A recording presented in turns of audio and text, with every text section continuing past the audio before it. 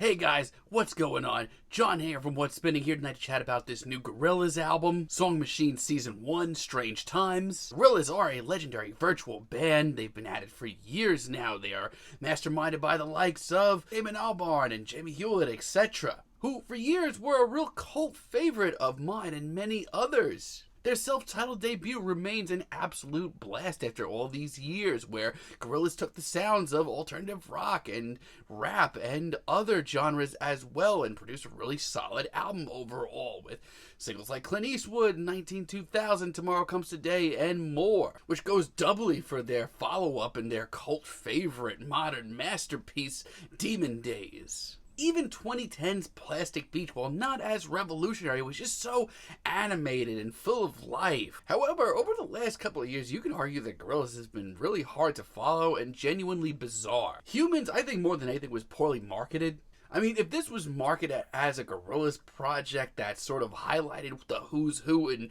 underground hip-hop at the moment, honestly, I would probably have enjoyed this a whole lot more. Because from a distance, Vince Staples, Danny Brown, Kalela, Pusha T, etc.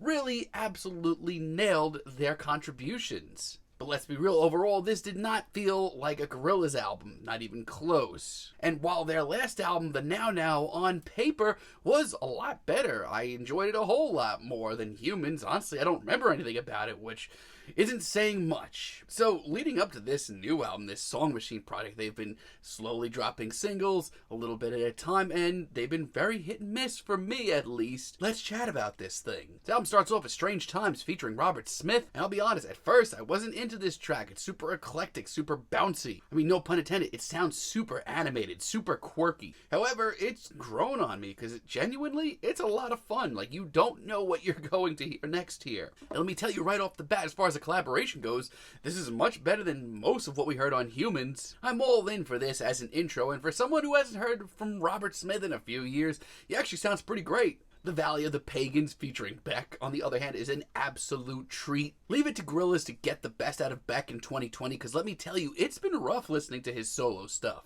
But this is upbeat, it's super slick, it has tons of swagger, and it's just a lot of fun. I love the campy synths, the funky bass, and just how colorful this album continues to be. The Lost Chord featuring Lee John, on the other hand, is super laid back, a little steamy. It's almost campy once again, but that seems to be a recurring theme through a lot of this album. But man, it is real sharp. Like, there's like a cosmic vibe at times in this track that I absolutely adore. It's a serious reach for Gorillaz, but I think it works really well. Pac-Man featuring Schoolboy Q, on the other hand, is sort of Gorillaz by the books, but I don't mean that in a bad way. Like, if I tried to, 10 years ago, to picture the Gorillaz sound in 2020, this is sort of where I figured they would be. It's got a great funk to it, it's super quirky, and Schoolboy Q delivers a really energetic, hyper verse that sends me home happy. So I'm just going to come out and say it now. I don't think there's anything on this album that's really Gorillaz reinventing anything about themselves. I'm not going to go and talk with my friends that I was super into Gorillaz years ago and scream that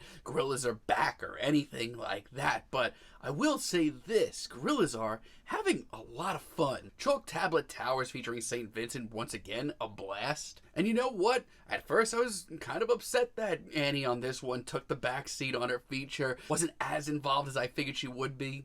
But it works really nicely. It's super colorful. This is an awesome track. Gorillaz, however, in some instances, do continue to really struggle a little bit. The Pink Phantom featuring Elton John and Black, honestly, I had high hopes for this track, but it's not for me. I don't have a problem with a sort of laid-back instrumental from Gorillaz. They prove they can do that later on just fine.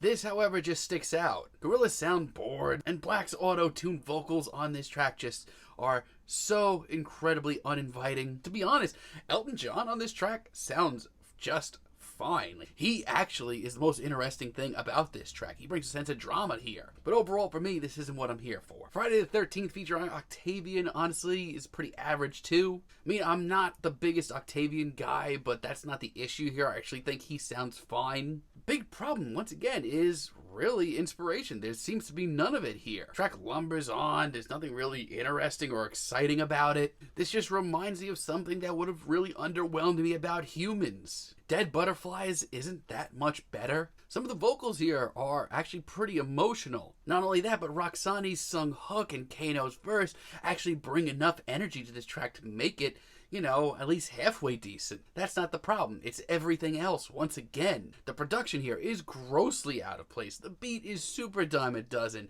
There just doesn't seem to be a complete package here. And Désolé, the version that comes up on here, is average. It's not terrible, but it's not exactly mind-blowing either. Instrumentally, it's bright, it's colorful, and Fatoumata Diawar's vocals are just so lavish. They bring so much energy to this track, and towards the end of it, it actually gets pretty epic, but I don't think it needs to be 6 minutes long. I think there's enough here that can be cut out. But you know what? Overall, I still think this is a pretty fun album. Aries featuring Peter Hook and Georgia, honestly, my favorite track here. This has such a timeless feel to it as a track. It has everything from that classic Peter Hook sound and that riff, but it also has the hazier, gloomier side of Gorillaz that I enjoyed about Plastic Beach. To me, this is just so easy to like overall. You don't need to be a Gorillaz fan or a Peter Hook fan or a George fan or anything. It's just a very easy to take in track. It's got everything from glitzy new disco to a post-punk edge. It just puts a huge smile on my face, and I can't really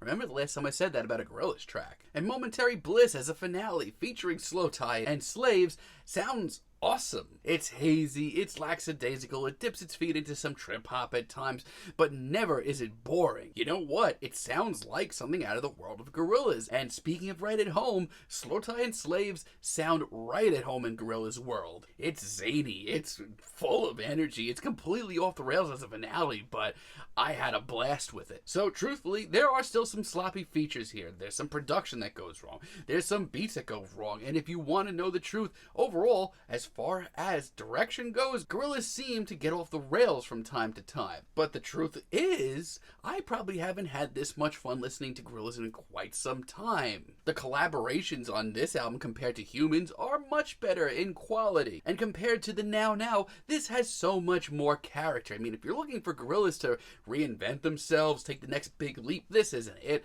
But if you want the Gorillaz crew to just have some fun, bring in some fantastic collaborations, write some of their most fun tracks in years, this is very solid. I'm feeling a decent 7 on this, but let me know what you guys think down below. If you liked the video, be sure to give us a like, give us a subscribe, and let me know down below what you would like for me to chat about in the future. And until next time, have a great day, guys.